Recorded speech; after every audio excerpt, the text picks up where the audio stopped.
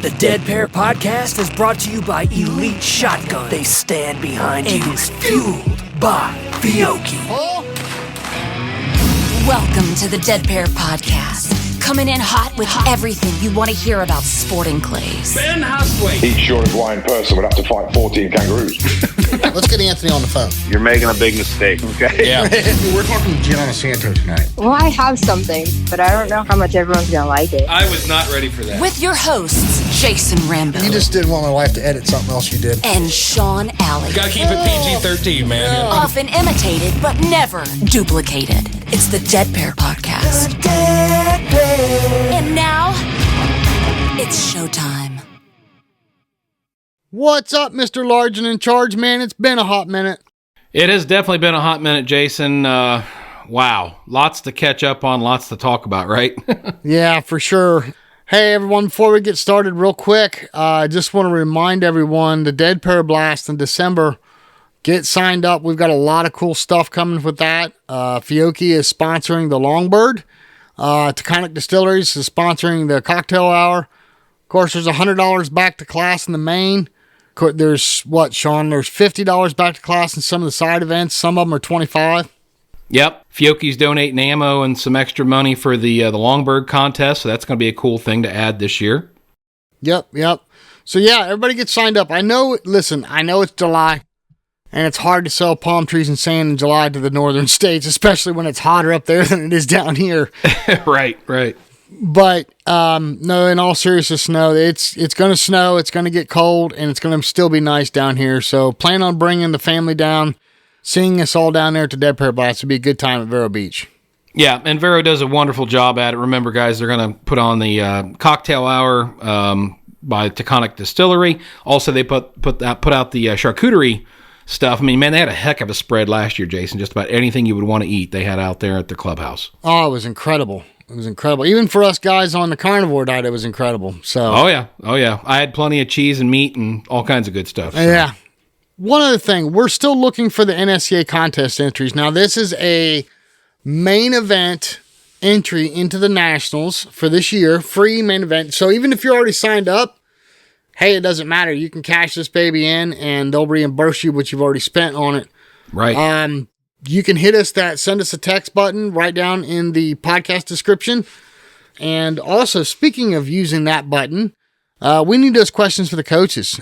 Brandon's coming back on soon for the questions for coaches segment. Plus, we've got something special planned with him too. Don't forget Corey Cruz, John Woolley, Tracy Wright, Rad, Chad Roberts. Or hey, look, you can pick the coach you want us to get on, and we'll call them up and we'll ask your questions. Right. I mean, no better way to go to than the horse's mouth and get the answers directly from them, right? Yeah, exactly. Sean, we started this off saying it's been a hot minute, and man, everything's been going crazy. Of course, I did the live broadcast with David Radulovich from the Worlds. We're still trying to figure out how we can make that happen more often. So if anybody's got any ideas, man, get a hold of us. The funding on that is horrendous. It takes a lot of money, a lot of time to do that. And it's time away from our jobs. Sean couldn't make it. He was held up by the old ball and chain from the salt mine. Right. Yep. So he couldn't make it, but we want to do this more often. I think our sport needs this, don't you, Sean?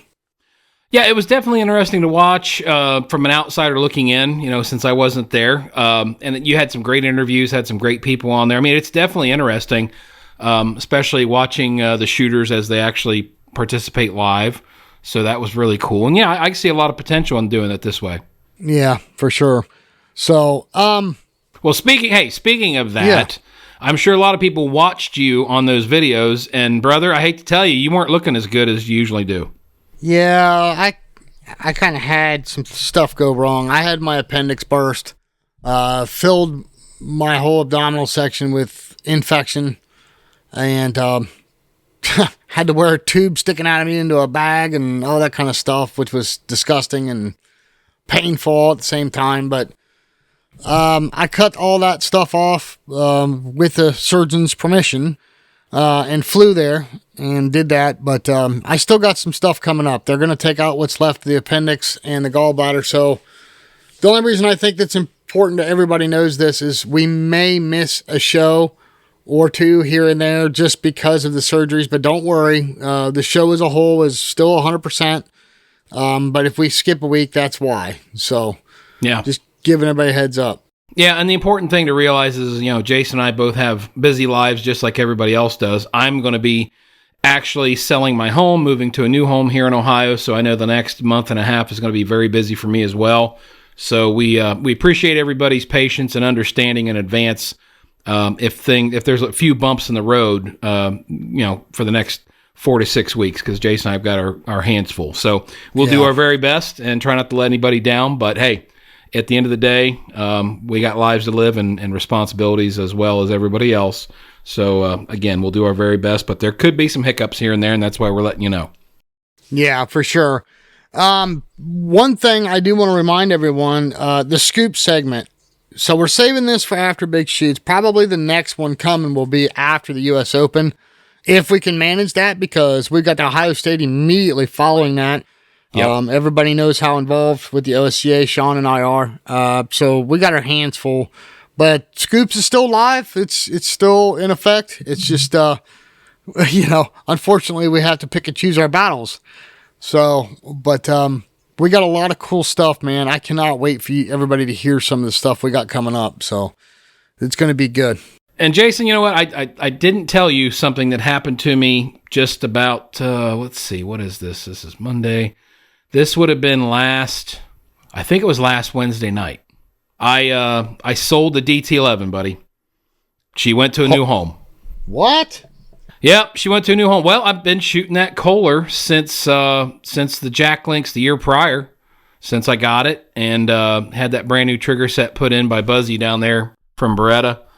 And she's just been sitting in the closet, so I was kind of hem-hawing around, and I had another friend contact me that said they had another buddy that was looking for a gun. They were already shooting an A400. What is it? The Excel Target, the one that has the high rib like mine. Right. And he was looking into a DT11, and I said, well, I got an answer for him, and he met up, and younger guy, just got into the shooting sports. He's been shooting for about a year. So it went to a good home. I hated to see it go because that gun took me from C class all the way up to master. So it was kind of sad to see it go, but glad to know that it went to a good home and it's going to get used on a regular basis instead of sitting in my closet. So, well, there you go. Yep. But hey, your master class and your first class now with that Kolar. Right. Yeah. No, can't argue, man. The Kolar is a great gun. I love it just as much as I did the DT11. And, I don't know. Do I really need two competition guns? And that's what I had to wrestle with. I mean, I love the gun just for the sentimental value of what I was able to achieve with it, through the years of shooting with you and everybody else that we shoot with. But at the same time, it's like, not fair to the gun to just sit in a closet getting dusty and not being used. Okay, so now I get it. The reason why you were out to dinner with the wife right before the last scoop segment is because she saw that pocket full of cash you had and said, you're taking me out to dinner. Yeah, I had to go buy her steak and all that fun stuff. Oh, so yeah. There's always a fee. There's always a fee. She's like the IRS. That's right. She's going to take her share. But oh, you got some money, so we're going to use that up. Right. So, hey, moving on to tonight's recording. So this is something that Sean and I did a few months back, and we've held on to it and wasn't sure were we going to release it or we're not going to release it. I went back and listened to it today, and I think there's a lot of good information, especially for newer shooters. This is really, really good, really imperative, or for the person that just doesn't want to travel out of state, or maybe they want to stay local and compete. But this is about big shoots. Should I go or should I not go? Right. And this involves everything from big money blast, regionals, U.S. Opens, nationals, all these big shoots we talk about all the time. And I'm not saying that this is an episode to convince you, but you probably will be convinced. So, but all the information, even though it was recorded a few months ago, all the information is still relevant. And I think there's a lot of good nuggets in there. Yeah, and I think it's one of the things that you and I have talked about repeatedly is that back when we first got started in all of this, the one regret we have is when we were in E and D and C class, we didn't do as much traveling back in those days because we didn't feel like we were worthy. And, once you get past those levels and go into the higher classes in the NSCA, you can't go back in time.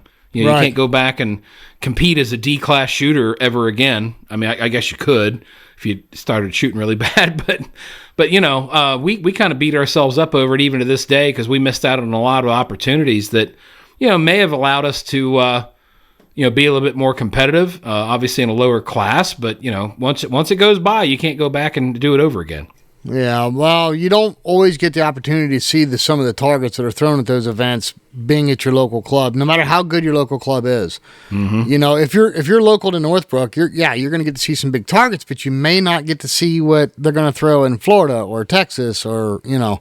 So, but it's just, you know what, Sean, let's let the recording play and, We'll see what everybody's opinion is on it. Don't hesitate. Send us a message. We really want to hear from everybody. So I don't care what the reason is, good, bad, or indifferent. Don't be afraid to go down here at the bottom of or at the top of the description in the podcast and hit that send us a text button. Yep. We like to hear your input. We like to know how we're doing. If you have any advice or suggestions, things that we haven't talked about or that we need to talk about. Are we doing something good? Are we doing something bad? We always like to hear feedback, and sometimes it's pretty quiet, and we always wonder, well, are we doing good? Are we doing bad? Other times we get a hot button topic, and it just seems like that stuff just lights up all over the place, right, Jay? Oh yeah, you got to watch that too because some of it's drama filled, and we don't want anything to do with that. So yeah. Steer clear of the drama train. Steering clear of the drama, yeah, for sure. But. Well, hey, listen, without further ado, real quick, we're going to hear from our sponsors, and then we're going right to the recording. So, Sean Alley, hang on to your pantyhose. Sounds good, buddy. Hey, guys, Jason and I really love bringing this podcast to you week after week, but it does take a lot of time and a lot of resources to make it happen. And without these very special people, we couldn't do it on a week-by-week basis. Hey, Toby Tomplay, help these guys remember who they need to support. Yes, sir. They can support Fiocchi USA, Elite Shotguns, Vero Beach Clay Shooting Sports, Score Chaser, Dawn Grant, Odo Pro Technologies, Rhino Chokes, RE Ranger, Taconic Distillery, and Atlas Trap Company. All right, everyone. So Sean and I were having a really good conversation. It's like, you know what? Let's light the mics up and talk about this. Sean, let's just kind of catch everybody up real quick. We had gotten some emails. And one of them was addressing if should a C or D class shooter attend some of these big events. Now, I think what they were referring to is, we've talked a lot about, the Florida Swing, regionals, nationals, state shoots, U.S. Opens, all that kind of stuff. And I think that's what they were referring to. Sean, I'll give my opinion real quick. Like we were talking, I think if you don't attend these events, you're missing out on what the sport can be at the top level. And I don't mean just going and seeing big targets. I mean, yeah, absolutely. That's awesome. And that's going to add to your target catalog, if you will, and add to your experience and actually make you a better shooter. If you're focused on a score going to these big events, you're missing out on the experience of going to one of these big events. Right. I mean, take, for example, Nationals. I mean, Nationals it's not just the national championship. It's almost like a trade show for our sport. I mean, any vendor, the vendor's row, anybody that's in the industry is on that vendor's row. Okay. All the pros and the big names you hear on this podcast, they're there and you can watch them shoot and you can learn a lot from watching them shoot. The new friendships that are made every year we've been there, and I'm just picking on the nationals, but this goes to a state level, a regional level, a big blast shoot. I think you're missing out on an opportunity here, on an experience to not go to one of these big shoots. I don't care what level shooter you are. Yeah, and I was just going to say, Jason, think back to when we got started in 2017. There were a lot of, and we were just shooting locally in Ohio only. And there was a lot of opportunities. We had the Ohio State shoot that we passed on. A couple of the bigger tournaments in the state we passed on because we felt like we weren't ready. But the thing that I would like to say is, number one, I regret that decision. If I could go back, I would change it. Number two, remember, there's a class system for a reason. So if you're a new shooter and you're in D class, you're shooting against D class. You're not shooting against AA master class shooters. I mean, you're shooting with them. You guys are all shooting the same target.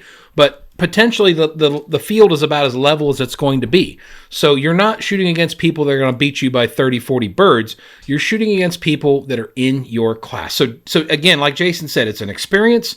Go enjoy it, because if you punch up into the next class, you'll never be able to have that opportunity to go back into D class and shoot like a state tournament or a regional or a big blast, because the more you move up, the harder the competition gets. Am I right, Jason?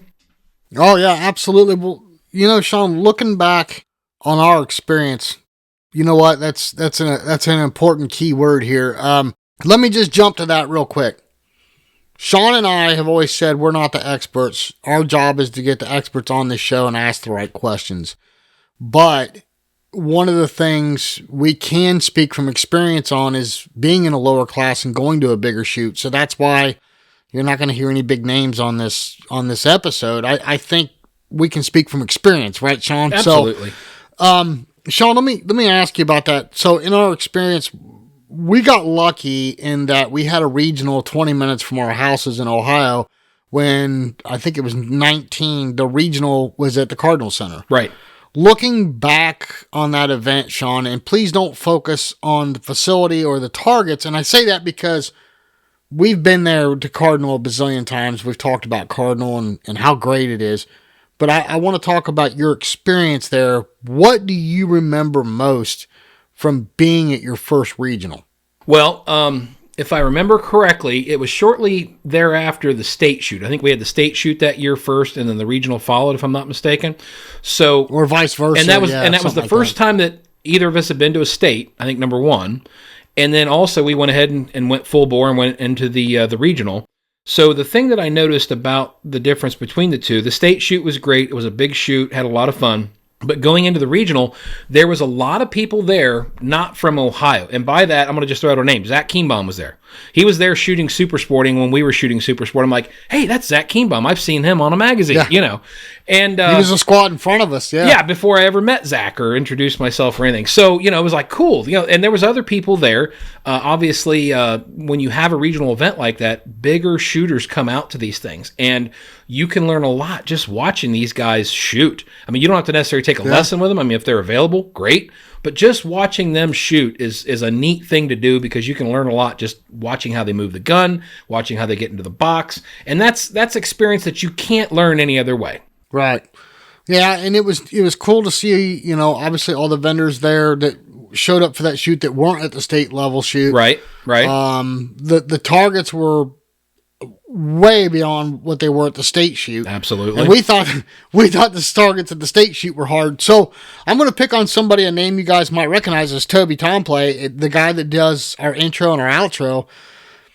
Last year he was sending Sean and I texts and phone calls. Hey, should I have a chance here? Should I go to the Southeast Regional? And it's like, Toby, absolutely, yes. And he's like, well, I just got started. I didn't know if I'm like, Toby, go. It's the experience. And remember Sean, his comment on Friday, he's like, wow, these are the targets I've ever shot. Saturday, wow, no, wait, these are the hardest targets I've ever shot. Right. And that progressed. Yep. But he learned and he gained so much from that as a shooter. But not only that, man, it was experience. I mean, he talked about the different vendors that were there and all the pros he ran into and the people he met. I mean, he had a ball, and I think if we had him on right now, he would agree with us. It's all about the experience. Yeah, and I had a phone conversation with him after we'd been going back and forth with text, and I said, Toby, because he was worried about, what if I win? What if I do this? I said, Toby, listen, put that out of your head. Don't think about winning. Don't think about your score. Just go there, soak it all in, and enjoy it. Whatever you do, good, bad, or indifferent, it's going to be an experience that you're going to remember forever, number one. And number two, you're probably going to learn a lot of things that you didn't know already just by going. Right. So let's talk about that, Sean. So if a guy in C or D class, or a gal, or even B class, they've never been outside their local area and they're listening to this and it's like, oh, I think I might want to go. Talk for a second, Sean. Give your opinion on what they can expect to see at larger shoots, like vendors or watching the pros. Just go ahead and give your opinion of what they can expect to see. Yeah, well, usually when you go to these bigger shoots, number one, I mean, everybody has their local shoots, and your local courses do it the way they do it, and we kind of get used to how they put on an event. So when you go to these bigger events, a lot of times there's a lot more thought, a lot more budget involved. So there's going to be more vendors, maybe some extracurricular activities like cocktail hours, dinners, meet and greets, that kind of stuff. And it depends on the level of the shoot as to how much of that there's going on. Also, the vendors are going to be much more involved. I mean, you go to a state shoot, that's one thing, but you go to a regional, and like you'll see just about everybody coming out of the woodwork. You know, gun vendors, choke vendors, vest and clothing, shell providers. I mean, pretty much everybody's there because everybody is there.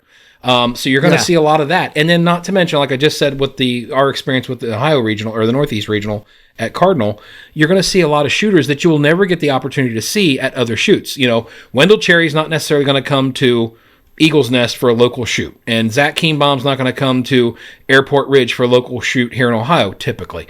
But you can definitely go to a Big Blast or a regional or definitely the Nationals, and you're going to see everybody that you've ever seen on a video or a magazine is pretty much going to be there. Yep, for sure. And it's, you know, something that you can do, just a real quick tidbit, something you can do. Let's say you're shooting a morning rotation on a course and you have nothing else to shoot the rest of the day. Go back out and watch some of the rotations. Stay out of the way. You know, don't bother people while they're shooting, but get in a spot where you can see, back away from the cage, and remember in your head how you took those targets and watch the variety of shooters that come through. You may have somebody that's quick off the arm, like Derek Mine, and shoots the target 3 feet out of the trap. Yep. Or you might have somebody that just really hangs on to a target, and watch the different methods that they use and how they approach it, and watch what they're doing in and out of the box and stuff. I mean, look, these are the best in the game.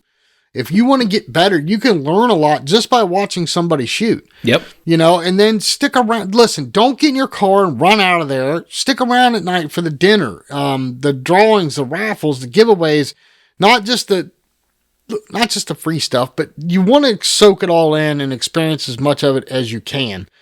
Sean, let's kind of, you know, if we do have somebody talked into this, traveling, you know, this is a big one. Now, everybody understand, we have got an awesome episode that's going to tell you everything you need to know about traveling with your shotgun and storage of your shotgun when you're at events. So we're going to kind of skip over that portion of it. But, you know, there's a lot of planning that you really should do if you're planning on going to one of these events. You know, first of all, booking your hotel room. You want to get something that's decent. You know, if you're going on a big trip like this, plan it as a vacation. Don't get a roach coach hotel, you know, get something decent. You know, it doesn't need to be 5-star unless your budget can afford that. That's fine.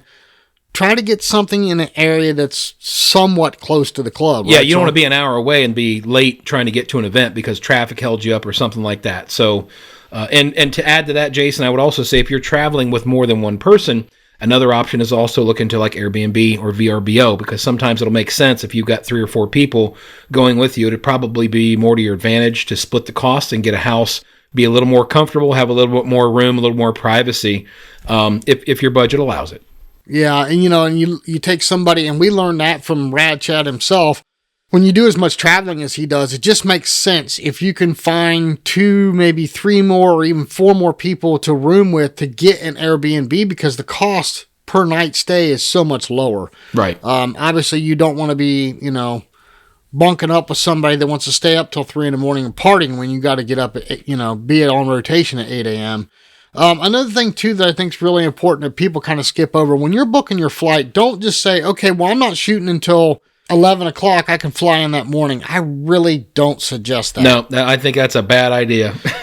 Yeah, you know, and we've seen people do it, and, you know, either a flight's delayed and they miss their rotation, or they land and they're so jet lagged, they cannot get their eyes to focus, they just can't get in rhythm, and they shoot like crap. Or their gear gets hung up in the airport, and they don't have their eyes, their ears, their vest, you know. There's a bag. We've seen that happen quite a few times, actually. Yeah, that's a nightmare. I hope that it hasn't happened to me, knock on wood, but, you know, I hope it never happens to me, but that's a nightmare. Yeah, I don't know about you, Jay, but I pretty much make the rule. If I'm going to shoot, like, on a Friday, then the very latest I'm going to fly in is going to be on Thursday, because I want to get landed, situated and settled, maybe even go over to the club and get my registration packet and everything filled out the day before. Yep. And then that way I'm going into the club on the day I shoot, and all I got to do is just go in there and know that I got to shoot. So, yeah, and understand what Sean's saying too. If you're shooting on Friday, don't fly in on Thursday night. Try and fly in Thursday, absolutely midday at the latest. Yep. Because you're going to need time to get your rental car. I think you should definitely go to the club first. Get, like Sean said, get your registration, figure out where your golf cart is, figure out where you're going to be going the next day for your rotation. And then if you can, speaking of rotation, if your first day at a tournament, try to get as late of a rotation as you can. That way you have ample time. You're not in a hurry. You can get there, get to where you need to be, get your shells, get yourself situated, get your golf cart, figure out where you need to be, because it can be overwhelming. I mean, you take a club, well, let's use Rick Hemingway's place for an example. That place is enormous. Yes. So if you're shooting down there, you're going to need time to figure out where you need to be and how long it's going to take you to get there. Right. So, when Sean and I got there, and we actually drove down to that one, we got there a day early, and we took, my buggy and went and found where we were shooting the next day. And I'm so glad we did, because even in a buggy that's, let's face it, you're supposed to do 10 miles an hour. It was still a 20-minute ride out to where we were shooting, and we didn't know that. And if we wouldn't have got there early enough the next day, we would have probably been late for our rotation. Yep, we just didn't realize how big it was. Yeah, exactly. So planning your flight is important, and planning where you're going to stay is important. Again, you're going to need a rental car. I'm going to steal this from Rad Chad too. The Soccer Mom bus, minivan is the best. And the reason why? It's cheap. There's plenty of room for all your gear in the back, and nobody's going to be digging through a soccer bus or what do they call that? Soccer Mom van or whatever. Nobody's going to be digging through that looking for something high-end. That's not really a high-end break-in type vehicle. I think showing up in a Mustang GT is probably not you're probably going to get robbed. Yeah. But no, they're cheap. They can fit a lot of people. You can split the rental car cost with someone. Plenty of room in back for your gear. I mean, it's, unless you have such a prestige thing that you got to show up in some bling bling vehicle or whatever. But that's a good one. The other thing too, Sean, is planning your food. I know that sounds silly, but if you're someone that has some sort of diet restriction or something, maybe it means getting there and getting to the grocery store the day before, right, and getting whatever you need to get you through the day, because maybe what they're serving for lunch or dinner, you can't eat. Yep. And it's important that your nutrition and hydration is a big one, Sean. Well, with the recent carnivore diet that you and I have been on, I mean, we have to be very careful about what we can get, because obviously if you go to the club hoping they're going to have something, and yeah, you can pull the hot dog out of the bun, you can pull the hamburger off the bun, but if all they have is pizza and chicken nuggets and macaroni and cheese, that ain't going to work, and if you don't want to beat your diet that way, that's a good way to do it. And also, Jay, I want to back up real quick. So we talked a little bit about people flying into events, but there's also a lot of people that drive to events. And, when you drive to an event, there's probably a reason. Either A, it's close enough to where it's just a few hours and it's not a big deal, or B, maybe you want to bring your own golf cart or your own buggy. And when you do that, you definitely have an advantage, because number one, you can bring all the gear that you want in your vehicle and in your trailer, on your trailer. You can bring your own ammo. You don't have to worry about trying to find ammo, or if there's a specific load that you really love. And it just gives you a little bit more flexibility. The downside, of course, is you got to leave typically a day earlier and get home a day later. And so for some of us that have a tight work schedule, that always doesn't work. But I will say that when we went to the North Central Regional last year, Jason, we drove my truck, pulled your buggy, and one of the first things we did was we dropped your trailer and buggy off at Meadowbrook and left it there, tied up everything, and locked it down. That way the next morning, we weren't trying to run through rush hour traffic with a trailer and a buggy. Everything was there waiting on us. We got there, and I think that made things really nice. So there's also a lot of strategy if you're driving yourself, or if you're pulling a trailer, bringing a buggy, bringing a golf cart. It's just a smart thing to do to get everything situated the day before, and that way you're arriving refreshed, ready to go, without a lot of stuff rattling around in your noodle before you shoot. Right, and another big topic on this traveling these events is ammo. Now, most venues nowadays I think we're kind of past the days of not having ammo available, but it may be expensive compared to what you're used to paying. Right. If you are someone that's, you bought a half a pallet load or a pallet load of ammo or whatever for the year, you got a good deal and you've got 20 flats sitting around or whatever, you can ship your ammo to certain venues, but call ahead. That's the big thing. Hey, I have some ammo. Can I ship it there? Some of them will tell you yes. Some of them will tell you no. But you're going to have the cost of shipment too, right? So you got to figure in that. Most likely, most of these venues nowadays, especially the larger ones, are probably going to have whatever ammo you like to shoot and that recipe in stock. But make sure you can either pre-purchase it or you get there in time to buy it before they're sold out of it. Right. That's another big one too. Right. National Shooting Complex, yes, you can ship ammo there. And Sean and I have done that. But, again, leave ample time for yourself to get there, get it, and then get out. Don't be mad at them because you showed up with 5 minutes before you're supposed to be on your rotation, and they've got a line out the door of people trying to buy ammo. So, this sounds silly. This should be a no-brainer to everybody, but when you are traveling like that, you do not realize how much you need to stay hydrated, because I don't care if you're in a vehicle or you're on a plane, you need more water than you normally do. So, make sure you're staying hydrated, because that's going to help any kind of fatigue or jet lag or anything like that from the day before traveling. So, hydration is big, big, big. Yeah, and the next thing, I guess, you've got to you've landed in your plane, you've got there in your car or truck, however you've gotten to the shoot. You've got things situated, you've checked in, you've got your registration taken care of. So next up, you want to make sure that you didn't forget anything. And by that, I mean, okay, did you pack a shooting bag?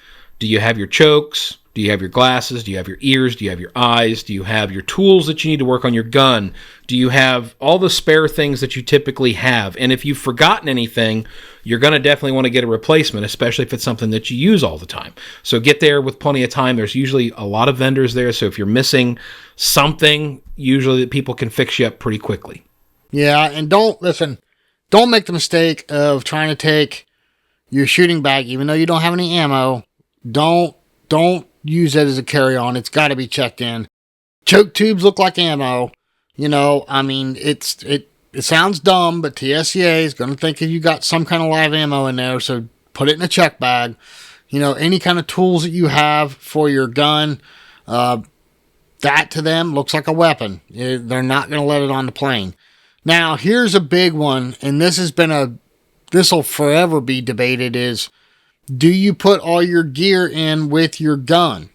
Or do you put it in a separate check bag, like your clothes bag? I've got a bag that I travel with, not the bag that I use locally or when I'm driving.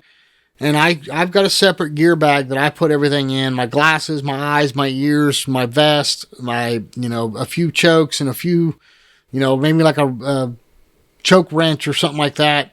I put that all in a bag and I put it in with my clothes, my check bag. A lot of people will put that bag in if they've got a case big enough with their gun. Well, if the gun gets held up, you're not getting anything to shoot with, right? Right. If your bag gets held up, but your gun shows up, you could probably get by going to the club, buying some cheap eye protection and some some foam twisties or something, and probably get by.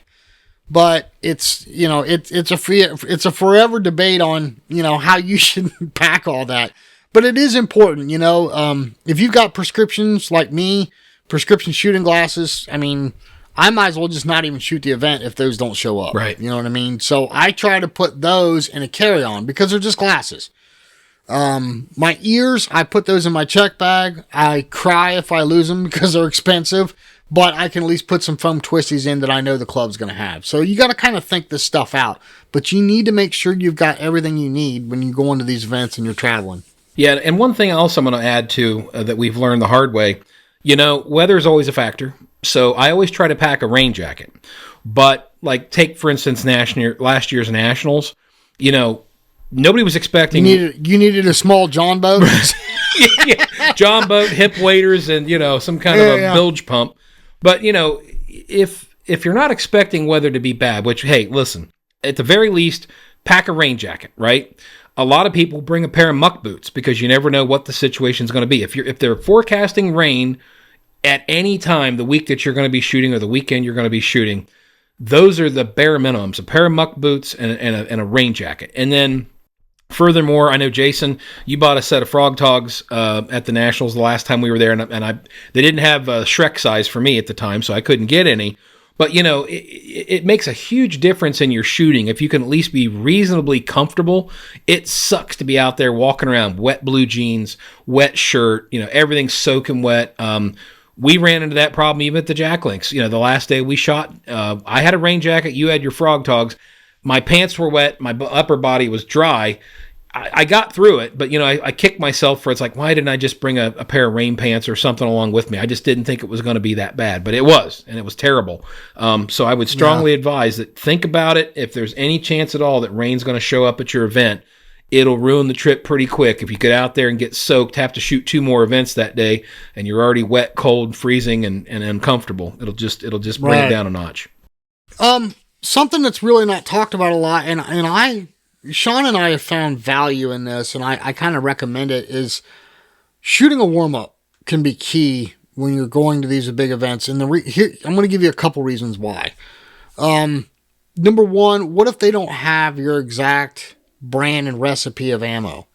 We've shot, Sean and I are huge Fiocchi fans. We love us some Fiocchi. We both shoot little rhinos, and we went to an event and they didn't have it. But they had another brand that was the same recipe, and somebody gave us a box. And I'm telling you right now, they shot different. Yep. They felt different. They performed different. And I looked at Sean and I said, Now, thankfully, we were able to find somebody that had some Fiocchi little rhinos. We bought them off of them. So this is why a warm-up's important. If you don't have your recipe and your brand and all that other stuff, you need to get out and try some shells before you go competing. The second thing that a shooting a warm-up's going to do is it's going to help you get acclimated to the landscape. If you're from Florida, no, let me back up. A good example of this, here we go, I'm picking on Rad Chet again. Where they shoot out in California looks totally different than where we shoot in Ohio or anywhere on the East Coast. He kept telling me the first time he came out to Ohio, he's like, man, everything is so much greener here. I'm like, what are you talking about? Well, we shoot in the woods. They shoot from the woods out into the open. So they're used to big sky, big targets, and in the woods, it's a lot tighter. So sometimes helping getting acclimated to that landscape, or, if it's a totally different atmosphere, or if you're going from sea level to, 2,000 feet above sea level, whatever, it helps. I'm not telling you to go out there and burn a flat and put in practice round after practice round. You're not going to learn something new in one day in an event. But I think a warm-up and help getting acclimated, shooting a box of shells, shooting some warm-up targets, I think it's awesome. I think it's a good way to help you get adjusted and get you going. Yeah, absolutely. And I think that that's well said. I think that most people would take that for granted. But anytime you go from one climate to another, let's just face it, it's always a shock. And I know you don't know this anymore, Jason, because you stayed down in Florida now. But in February, when I fly down for the Caribbean Cup and the Jack Links, it's 20 degrees here. It's 20 degrees, and if I was out shooting, I'm in a coat, overalls, bundled up with gloves and everything else, and you go down there and it's 80, 85 degrees, it takes a minute for your body just to acclimate to that. And vice versa, if for some reason somebody down south, used to a warmer climate, comes up in the late fall, wants to shoot Ohio or shoot Michigan or Minnesota or something like that, they're not going to be used to shooting in those temperatures, and they might not even bring the right gear. So again, think real hard about where you're going and what you might need to bring with you. The last bit of advice I think I can give to a lower class shooter that's thinking about going to a big event is don't shoot yourself out. And what I mean by that is, don't go there. Of course, you're going to sign up for the main event. That's the most important thing of going to one of these big events. But don't go there and I'm going to shoot a prime example. Jack Links has 3 or 4 different prelims, and FETASC, and Super Sporting, and 5-stand, and all the sub gauges, and the main event. It's look, I would not shoot. What my recommendation is, I would not shoot more than one event a day. Right. That you're there. You can shoot yourself out, and not only that, but you're going to miss some of the opportunities to go around and experience everything that the club and everything that shoot has to offer. Soak it all up. I mean, you might be at a state you've never been in before. Maybe you and the wife and the kids want to go check out something after, Thursday when you get done shooting. Well, if you got to sit there and shoot 2 different events, you might want to shoot one in the morning and get going and go spend some time with the kids and the wife and family or whatever. Right. So there's a multitude of reasons for it, but you can shoot yourself out and you can burn yourself out. By Sunday, you're going to be butt dragging ready to get on a plane. Well, and I'll add to that, Jay. I think another thing that also, if you are going to shoot 2 events, I would strongly recommend shooting a morning rotation, having a break, and then shooting an afternoon rotation. So that way, if you have to do it, Jason and I both have been guilty of doing back-to-back events, getting out of one and having like less than 30 minutes to get to the other one.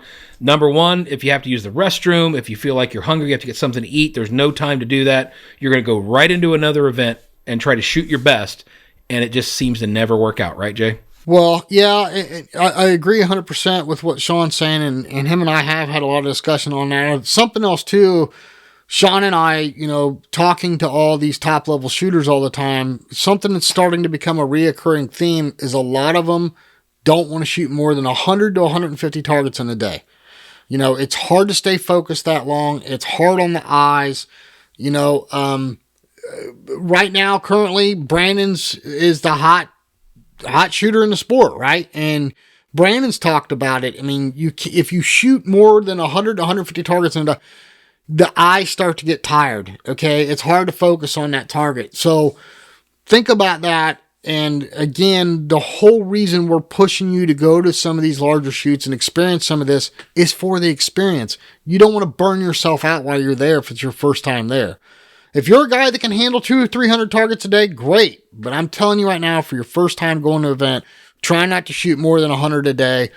Soak up the experience, soak up the shoot, soak up the club, everything that all the local amenities have to offer.